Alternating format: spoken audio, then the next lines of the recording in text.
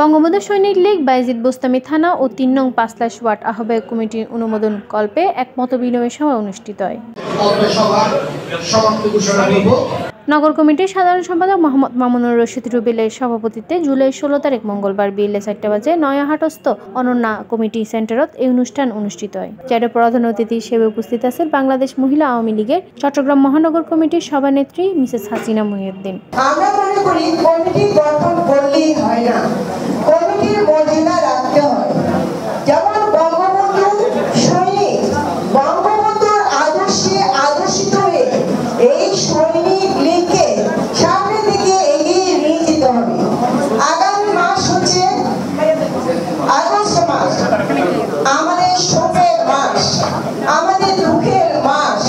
সেজন্য আমাদের জাতির জনক বঙ্গবন্ধু শেখ মুজিবুর রহমানের প্রতি শ্রদ্ধা জানিয়ে আমি আমার বক্তব্য রাখছি।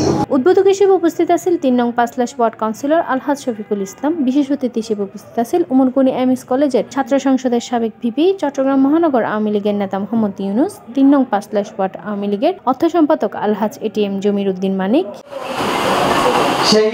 প্রধান বক্তা আছেন বঙ্গবন্ধু সৈনিক লীগ চট্টগ্রাম মহানগর কমিটির সভাপতি মোহাম্মদ সেলিম উদ্দিন চৌধুরী। এই অনুষ্ঠানে আরো বক্তব্য রাখেন সভাপতি মোর্শেদ জাবেদ, যুগ্ম সম্পাদক ফরহাদুল হাসান মুস্তফা, প্রচার সম্পাদক সৈয়দ জামাল উদ্দিন চৌধুরী সহ আরো কেউ।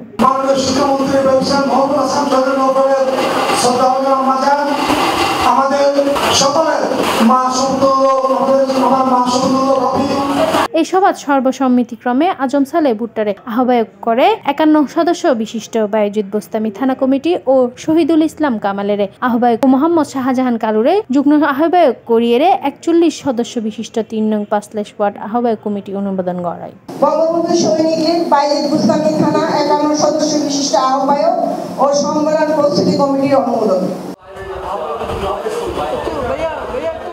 C+ চট্টগ্রাম।